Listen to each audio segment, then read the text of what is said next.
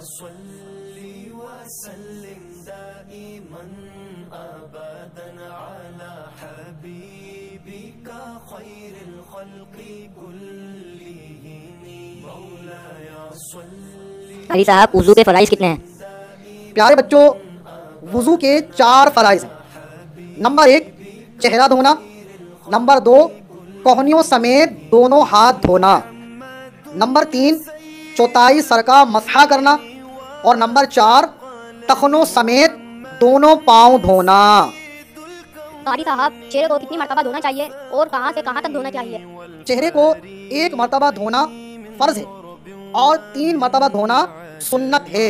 بچوں اب میں آپ کو پریکٹیکلی طور پر سمجھاؤں گا کہ چہرے کی تعریف کیا ہے، یعنی چہرے کو لمبائی میں کہاں سے کہاں تک دھونا ہے اور چوڑائی میں کہاں سے کہاں تک دھونا ہے. یہ ہمارے سامنے ماشاءاللہ ہمارے مدرسے کے بچے غلام یاسین موجود ہیں.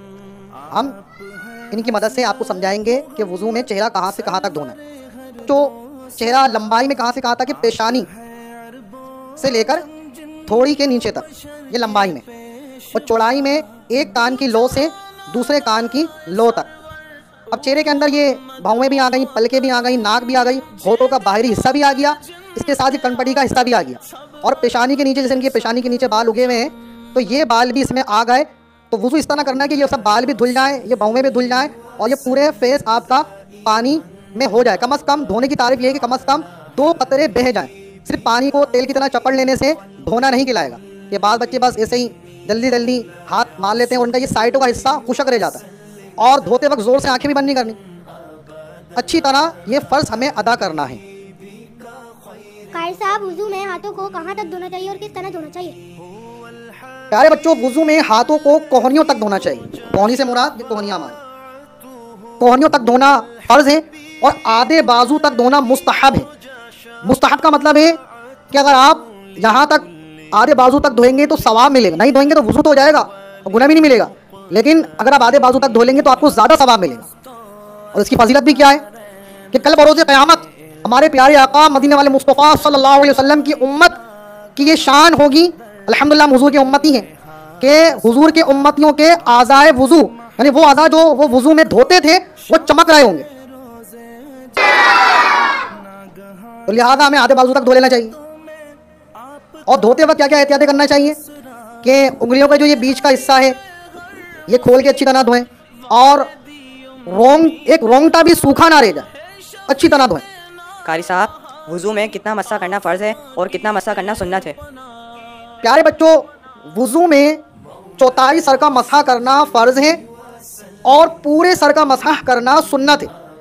کہ چوتھائی سر کا مسح کیا ہوتا ہے، تو آئے میں آپ کو پریکٹیکلی طور پر بتاتا ہوں کہ چوتھائی سر سے کیا مراد ہے اور پورے سر کے مسح سے کیا مراد ہے. یہ ہمارے مدرسے کے بچے ایان بیٹھے ہوئے، ان کے ذریعے انشاءاللہ ہم آپ کو وضو میں چوتھائی سر کا مسح کیسے ہوگا اور پورے سر کا مسح کیسے ہوگا یہ انشاءاللہ بتائیں گے. اب یہ جو سر آپ دیکھ رہے ہیں ان کا، اب سر کے اگر 2 حصے کیے جائیں، یعنی سمجھے بیچ میں لکیر کھینچ دی جائے تو یہ آدھا آدھا حصہ بن گیا، ایک طرف کا ادھر کا آدھا، ایک طرف کا ادھر کا آدھا، تو یہ 2 حصے ہو گئے یوں کر کے. اب ایک اور بیچ میں اگر لکیر کھینچ دی جائے تو اب یہ 4 حصے ہو جائیں گے. جیسے ہم روٹی توڑتے ہیں، روٹی کے 4 ٹکڑے کرتے ہیں نا، تو ایک چوتھائی حصہ کھلاتا ہے وہ ایک حصہ. تو اس طرح یہ سر کے 4 حصے ہو گئے.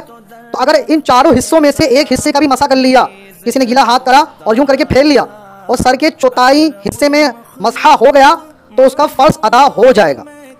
اگر جماعت کھڑی ہو رہی ہو، نماز کا وقت جا رہا ہو، تو آپ فرض ادا کر کے بھی، صرف چوتھائی سر کا مسح کر کے بھی وضو کا یہ فرض ادا کر سکتے ہیں.